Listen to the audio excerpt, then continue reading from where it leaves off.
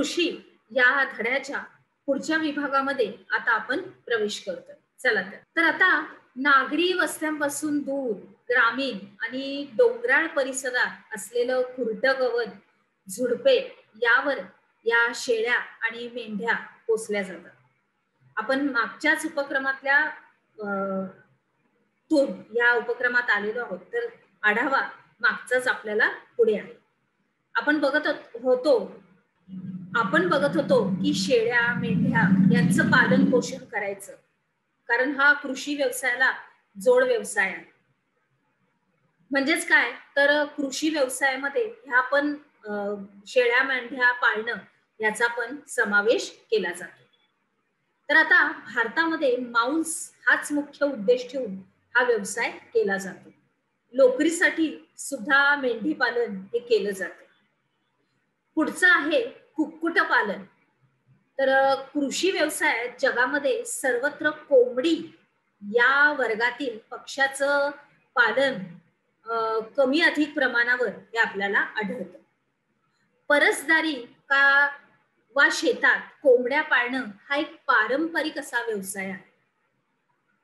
हा व्यवसाय घरगुती तसंच व्यापारी तत्वावर सुद्धा केला जातो. व्यापारी जर आपण बघितलं तर जेव्हा त्या स्त्रोतामध्ये करताना विशेष अशी खबरदारी केली जाते. यासाठी काही शास्त्रीय पद्धती सुद्धा आहेत. मग भारतात हा व्यवसाय शहरांच्या जवळ मोठ्या प्रमाणामध्ये चालतो, कारण या व्यवसायामधूनच शहरातून IT बाजारपेठ ही उपलब्ध होते. काय होते? या व्यवसायाला जी उपयोगी आहे अशी IT बाजारपेठ आपल्याला उपलब्ध शहरातून होते. पुढे बघूया मधमाशी पालन.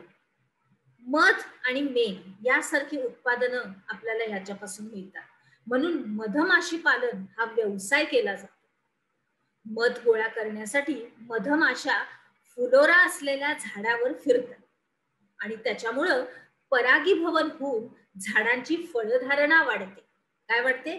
फळधारणा वाढते आणि परिणामी पिकांचं उत्पादन वाढतं. तिथं आपल्या मधमाशा येतात सगळ्या आणि बसतात, आपलं पोळं बनवतात आणि त्याच्या आतमध्ये काय असतो? मध. मग हा मधमाशी पालनाचा व्यवसाय हा शेतीच्या दृष्टीने महत्वपूर्णच आहे, बरोबर. पुढे बघूया मत्स्यपालन. आला आपला कुठला? मत्स्य. तर मत्स्यपालन करण्यासाठी शेततळी तयार केली जातात. त्याच्यामध्ये काय होतं? पाणी साठवलं जातं. मत्स्यपालन म्हणजे काय तर आपल्याला मासे आपण कुठे पाळणार? आपले मत्स्य तर पाण्यामध्ये. मग त्याच्यासाठी काय करतात तर एक शेततळीच करतात, म्हणजे एक शेतच तयार करतात, त्याच्यामध्ये पाणी साठवतात आणि त्या तळ्यामध्ये मत्स्यबीज आणून सोडतात. त्याच्यामध्ये काय करतात?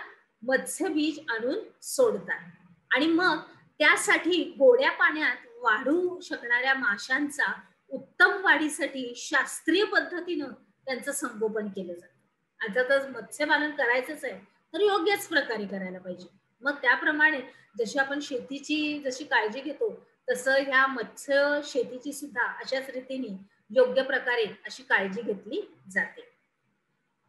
आता पुढे बघितला आपला मुद्दा तर खुल्या मासेमारीमध्ये अनेक धोके असतात. जाळ्यात अनेक प्रकारचे मासे येतात, त्यांचं वर्गीकरण करावं लागतं. सर्वच माशांना सारखा भाव मिळत नाही, बरोबर आहे.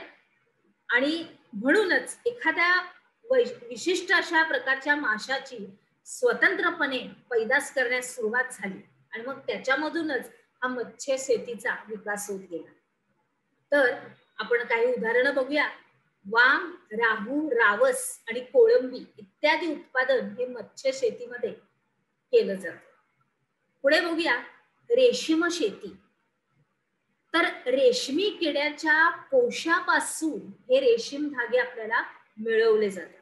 हे धागे अत्यंत चिवट आणि सूक्ष्म असे असतात आणि त्यापासून मुलायम रेशीम अशी वस्त्र निर्मिती आपल्याला तयार करता येते. आणि या कोशापासून धागा निर्मिती, धाग्यांपासून वस्त्र निर्मिती हे स्वतंत्र व्यवसायच आहे. याचा आवेश कृषी या संज्ञेमध्ये होत नाही. शेतकऱ्यांना रेशीम किड्यांचं बीज हे वेगवेगळ्या संस्थांमार्फत पुरवलं जातं. तुतीच्या झाडाचा पाला हे रेशीम किड्यांचं खाद्य आहे. आणि तुतीचं झाड हे कमीत कमी किती वर्ष जगतं सांगा? 15 वर्ष. किती? 15 वर्ष. त्यामुळे लागवडीचा खर्च वाचतो. सारखं सारखं त्याची लागवड करायला लागत नाही. 15 वर्ष ते झाड टिकतं आणि त्याच्यामुळे ते किडे तोच पाला खातात, त्या तुतीच्या पालाचा, झाडाचा तोच पाला खाऊन मग पुढे त्यांची निर्मिती. आपण काय शिकलो या विभागामध्ये? आता आपण बघणार आहोत टिप्पा लिहा या अंतर्गत मधमाशी पालन आणि मत्स्यपालन याच्याबद्दल तुम्हाला तुमच्या वहीमध्ये लिहायचे आणि त्या आपल्या वहीमध्ये त्याचं व्यवस्थित उत्तर तुम्ही नमूद करायचंय. चला तर मग अजून आपल्याला पुढे जायचंय, काय काय शिकायचंय, अजून काय काय आहे कृषीमध्ये